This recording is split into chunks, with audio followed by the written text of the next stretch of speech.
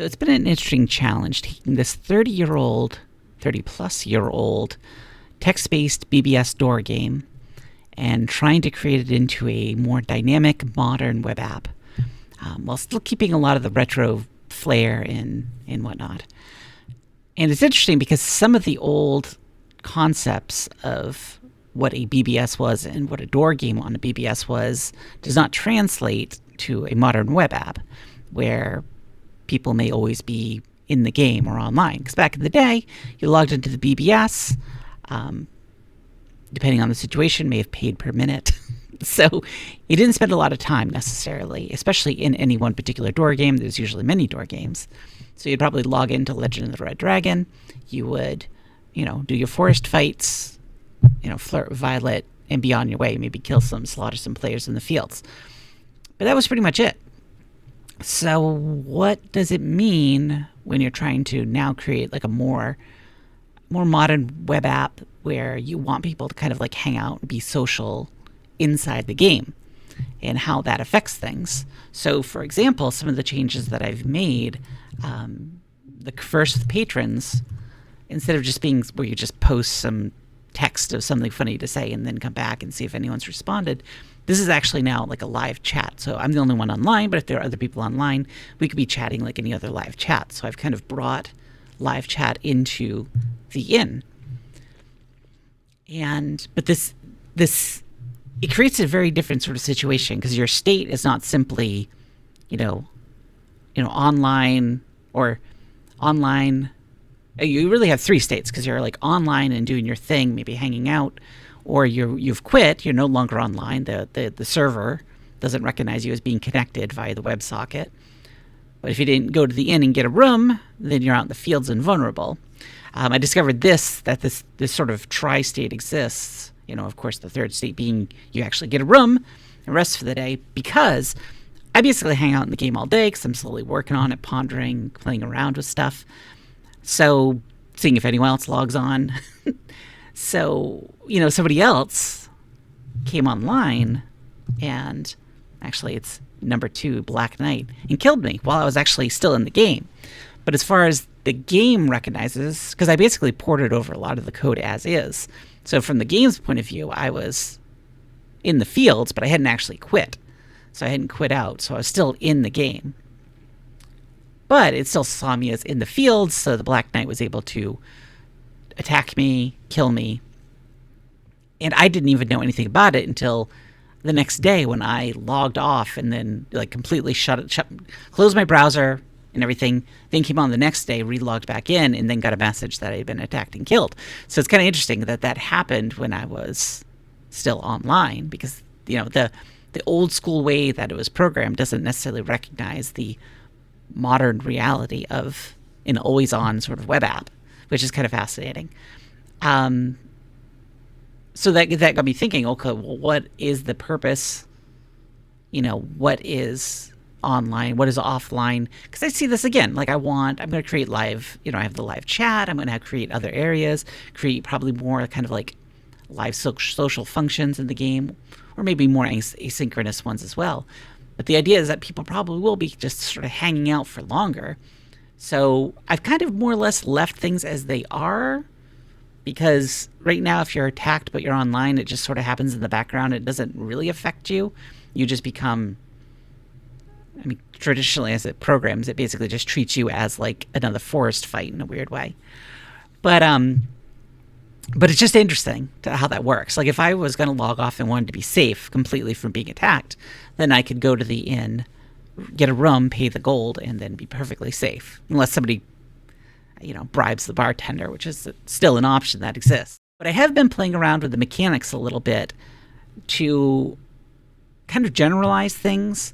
So, for example, when you go to the forest, how instead of having forest fights, you have actions, which I've already spent all my actions for the day. And when you look for something to kill, it takes an action. But I'm also going to have the actions used for other things. Like I'm thinking about switching over slaughter other players instead of having a separate metric of PvP fights remaining today. You're going to have actions. It's just going to cost actions. And right now I have some basic other places, like go to these these are baked in. They're not third party. Well, I mean, they're based on third party modules, which is what other places were originally in the BBS days. But this is kind of just basic stuff, like the Witch's Hut. You go in and do some stuff. But I was thinking about other places eventually becoming a jumping off point to go to other towns and kind of expand the world. And because of that, there'll probably be many places to fight, not just the forest. Like even in the main town, I'm thinking about adding, say, the abandoned catacombs, where it's like a harder forest fights. So greater risk, more reward.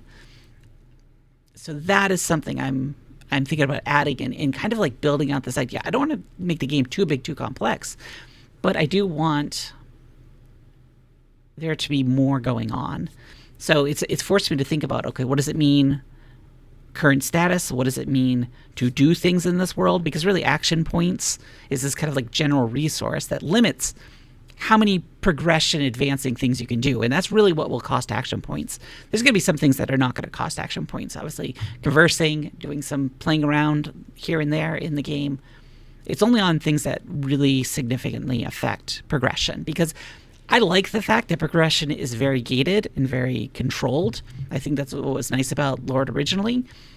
Now, it was mostly like that because, again, people weren't playing for very long. People didn't spend a lot of time online, especially in one specific game. So having like 15, 20 fights, okay, that's what you did. You were done until midnight when it reset. Kind of made sense. But I still think there's a place for that, because then it doesn't allow people to just grind online and keep fighting so they can basically, if they sat and they could just beat the dragon in one day. I think that takes something away from the fun. So that's one aspect of, say, a modern game or a modern web app that I'm ignoring because I still think there's value in not letting people just do runaway grinding, runaway everything. So it's almost antithetical to modern gaming. But again, I kind of like that, and I think it fits what Legend of the Red Dragon was originally about, and I still think there's a place for that in modern web apps and modern gaming.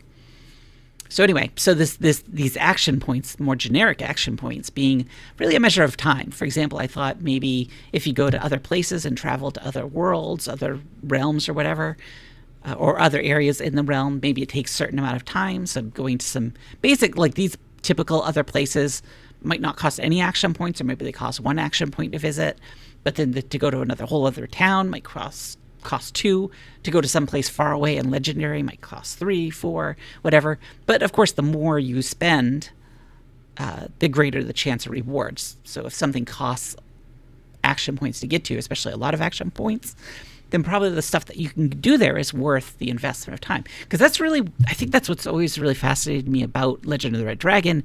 It's very simple, but it's gambling in a little bit, in some sense, because you're always risking something in hopes of a great reward that all ultimately, funnels into advancing so you can beat the Red Dragon, become a hero. That actually leads me to another point, what the future looks like. I know traditionally in BBSs, usually after somebody beat the dragon a couple times, few times, whatever the number was, the sysop of the BBS would reset the game. I don't know if I'll necessarily have that. I was thinking every time somebody I was thinking about having, in addition to daily news, having a few other kinds of announcements. One is some kind of notice board, because I need some good place to post what updates I'm making, because I'm coming down the line and making more significant changes. So I don't want people to get confused. In fact, one of the biggest changes that I did, in fact, implement is when you view your stats, there's a concept of equipped items and having an inventory of unequipped items and other items that are unequipable. So you might be able to find special unique treasures.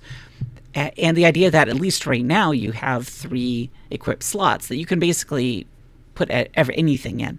Doesn't matter what combination. You could have 3 daggers. You could have, like you see here, I have a dagger and then like 2 different defensive things: bronze armor and leather vest. So these you can mix and match, and I did this as a fun system so we could have different builds, because I could see like magic rings or something that don't apply to combat. Maybe they increase your chances of finding gold or running into special events in the forest, etc., etc. So sky's the limit with that. But as you can see, I'm drastically changing how the game functions. So I need a place to post that. But I also want a longer term history. And that's going to be like a Hall of Heroes. So while the game itself will probably never reset, people reset. So I should point that out. Historically, when you beat the dragon, your character resets back to level 1, and you basically start the game over. And the fun thing is you get to build up again. But I'm thinking about having a Hall of Heroes where the overall realm won't reset, because that makes less sense in a modern game where there's probably going to be a lot of people coming in and going. Well, when I say a lot, I'm talking about this is probably the most niche project anyone could ever work on. And there's like 5 of us out there that play. But it's this idea that there's, at least in theory, a modern web app, there's probably a lot of churn. So you don't want the realm constantly resetting. It's going to be more resetting on the individual player. So you feel a drive to win, and then you get the recognition in the Hall of Heroes, but then you start back. And it may have more than one enemy to beat. Like the dragon may just be the start. So you could theoretically build up one character, beat the red dragon, restart, then go to some other town and do the adventures there, and then maybe there's something where you become the ultimate hero if you've beaten all the big baddies everywhere. So it's going to be something that has replaying value and resetting and restarting, but the world in general remains persistent, forever persistent. So there's no resetting of the game in the realm completely. So there's a lot structurally that I kind of need to change and need to think about. And this has been a lot of play testing.